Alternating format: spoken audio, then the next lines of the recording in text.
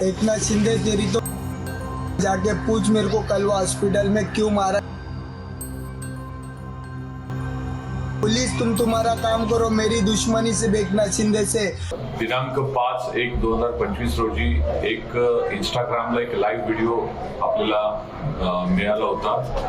त्या अनुषंगाने फिर्यादी परेश चाळके यांनी एक तक्रार दिली होती की माननीय उपमुख्यमंत्री श्री एकनाथजी शिंदे साहेब यांना कट करून मारण्याची किंवा त्यांना त्यांच्याबद्दल असंबद्ध बोलण्याची अशी एक तक्रार आपल्याला व्हिडिओद्वारे प्राप्त झाली होती।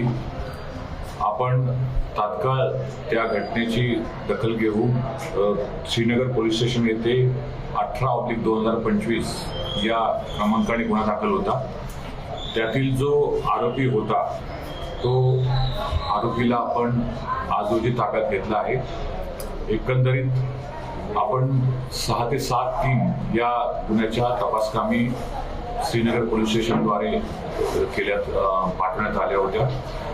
सदर आरोपी हा वैशाली नगर, त्याचबरोबर घाटीपाडा, योगी हिल्स, मुलुंडमधलं त्या करून पूर्ण जंगलमध्ये तो पसार झाला होता। आपण कसोशीने त्याला आज रोजी घाटीपाडा एरियातून ताब्यात घेतला आहे आणि त्याला आता तपासकामी आपण पुढील प्रक्रिया आपण करत आहोत। की कारण काय आहे धमकवण्याचं, त्याला कोणी चेतावणी दिली होती का? त्याने हा व्हिडिओ शेअर करत उपमुख्यमंत्र्यांना चेतावणी देण्यात आली?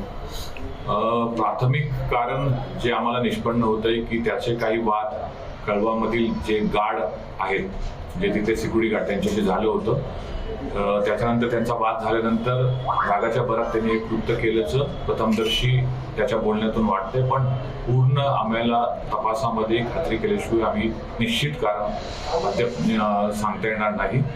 मात्र आम्ही पुढे तपास करत आहोत। आरोपीला आता मान्य कोर्टासमोर आम्ही हजर करत आहोत। मंत्रालयाचा पण उल्लेख केला होता त्यांनी, मंत्रालयामध्ये माझं नाव विचारा मी कोण आहे। प्राथमिक तपासामध्ये असं दिसतंय की तो रेग्युलर सर्वत्र फिरणारा व्यक्ती आहे। तो मंत्रालयामध्ये जात होता, इथले लोकल सगळ्या गव्हर्नमेंट ऑफिसेसला पण जात होता। आता पुढे त्यांनी नेमकं काय उद्देशाने जात होता ह्याचा तपास बाकी आहे आणि आम्ही तपास करत आहोत। बॅकग्राऊंड काय, कामधंदा काय? बेसिकली हा बेकार आहे, 9वी पास, हा अशिक्षित जवळपास 9वी पास आहे आणि सध्या कोणतंही काम करत नाही। जो मिळेल तो काम मजुरीचं करतो। याचे फॅमिली बॅकग्राऊंड पण तसंच आहे आणि मेजर असं कुठलंही त्याचं शिक्षण किंवा कुठल्या चांगल्या ह्याच्यामध्ये काम करतो असं कुठलंच बॅकग्राऊंड मिळालेलं। प्रकार घडला त्याच्यामध्ये ते आरोपींनी एकनाथ शिंदे साहेब आपले उपमुख्यमंत्री यांना एकदम खालच्या थराला जाऊन त्यांनी भाषा वापरली होती, शिव्या दिल्या होत्या आणि सांगितलं होतं की रात्री घरावरती फायरिंग करणार म्हणून। मग आम्ही सगळे आमचे पदाधिकारी घेऊन इकडे येऊन आम्ही जी गुन्हा दाखल केला त्याच्यावरती पोलिसांनी श्रीनगर पोलीस स्टेशननी खूप क्विक ॲक्शन घेऊन 12 तासाच्या आत त्याला अटक केली। आमचे कार्यकर्ते सगळे पोलिसांबरोबर काल अख्खा डोंगर पिंजून काढला होता।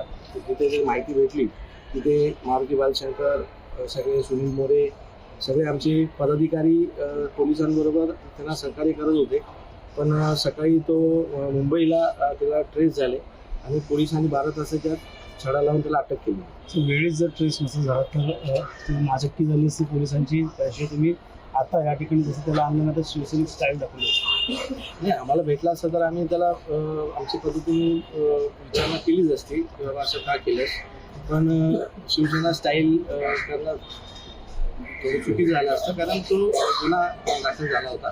पण पोलिसांनी जे सहकार्य केलं त्याच्याबद्दल आम्ही श्रीनगर पोलीस स्टेशनचे सगळे स्टाफ, सिनियर DCP ACP पासून सिनियर आणि PI API हवालदार सगळे जे मेजर म्हणजे सगळ्यांचे आम्ही आभारी आहोत की त्यांनी 24 तासाच्या आत 12 तासाच्या आत गुन्हा पकडून आणला।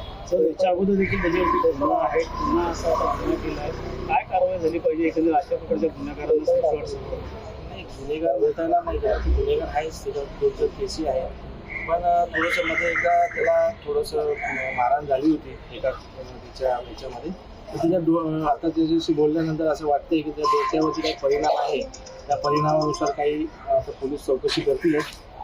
बघू काय मागणी असेल तुमची? नाही, आमची मागणी आहे की त्याला कडक शिक्षा व्हावी। त्यांनी काल जे उपचार वापरले आहेत मुख्यमंत्री साहेबांबरोबर त्याच्याशी काही त्यांचा संबंध नाही, त्यांनी काही त्याला वाईट बोललं नाही कधी किंवा मुख्यमंत्री साहेब तुम्ही आमच्यापेक्षा पत्रकारांना चांगले माहीत की ते कोणी गेल्यानंतर त्यांचं काम नाही, त्यांच्याकडे शब्द नाही. आता हे का केलं, कशासाठी केलं, एवढं टोकाची भूमिका का घेत होता ते आता त्याच्यातली माहिती पडेल आपल्याला.